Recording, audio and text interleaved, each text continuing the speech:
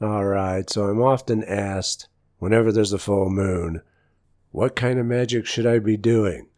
So you can imagine that when something like this comes along, where it's a full blue super blood moon with an eclipse, you can speculate on the kind of messages that I would receive. What does it mean? What should I do? So let's get into it.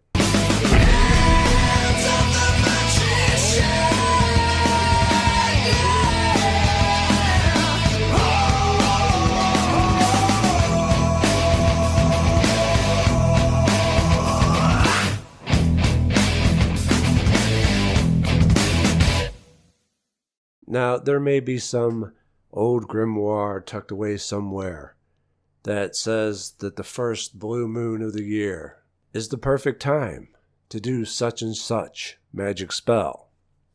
But I haven't seen it. See, it's more of a case of trying to make things more complicated than they need to be. Yes, it's a blue moon. Yes, it's a supermoon. Yes, it's a blood moon. Yes, we're having an eclipse. What does it mean? Absolutely nothing.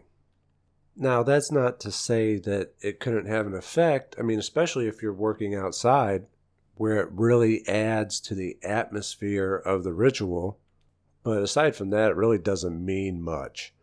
Not as far as I'm concerned. Super blood blue lunar eclipse moon is still subject to the same rules as regular moon. That is, when the moon is waxing to full, we want to do magic that draws things to us. And while the moon is waning, that is decreasing in light, we want to do magic that is removing things from our lives, getting rid of things. I'm not doing anything this supermoon. As it is currently right now, I have more things that I'd like to banish than to bring in right now.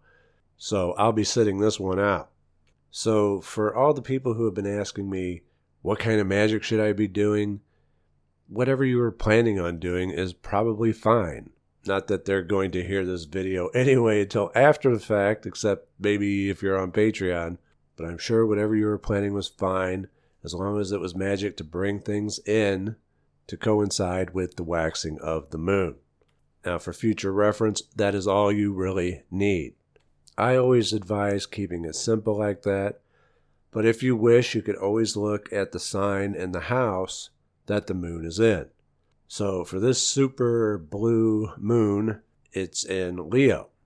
So you might want to do magic that corresponds with Leo, such as children. I know at least one couple was asking me about fertility because they're trying to conceive a child. This may be a good time to do it. Leo corresponds with romance. So trying to start up a romance, a relationship. Fame. Anyone seeking fame, this would be a good time to do that. Having fun, or even planning a summer vacation. Leo corresponds with both of those. But you also want to look at what house in your natal chart that the moon is in as well. And that's just going to vary from person to person. So for those asking what kind of magic they should be doing during this supermoon or any other, I recommend looking at your chart and finding where the transit moon is when you're doing your operation, looking at the sign and the house. You don't have to do that, but it can help. And it could even bring about some ideas for operations that you haven't even thought of before.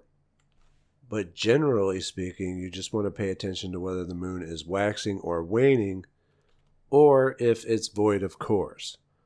Now, I've already explained the moon being void of course more thoroughly in my 7 Planetary Powers program.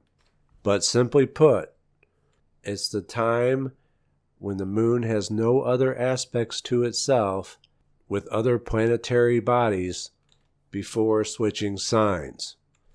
And so the moon will always go void of course right before it switches signs. When this happens, the moon is said to be unstable, and therefore you want to avoid doing any magical work, as your operations are much more likely to fail. Now, the real issue with void of course is it could be rather difficult to calculate. The moon switches signs about once every 2.5 days, and void of course could either be a couple minutes or almost that entire 2.5 days. Each one is going to vary wildly. As such, I recommend using an online void of course calculator. Always make sure that when you're planning on doing your operation, the moon is not void of course. If your desired day and time is during a void of course moon, I recommend rescheduling your operation. And that's really all you need to remember when it comes to the moon and magic. I know there's going to be somebody saying, well, what about invoking intelligences and all that? That's entirely different. I'm just talking about the basic rules when it comes to the moon and doing your operations, whatever those operations may be. Now, I know that this won't be up on YouTube in time for this supermoon, but I still want to go ahead and do this video anyway, just for everyone's future reference, because I get a lot of these questions and it will save us a lot of time.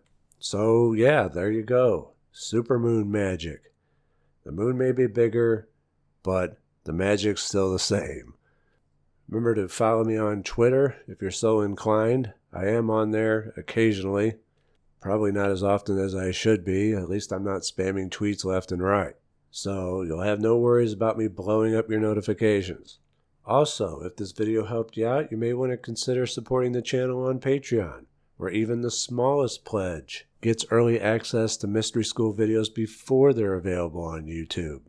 And that will about do it for today. So to recap real quick, waxing moon to draw things to you, waning moon to push things away, and avoid the void of course.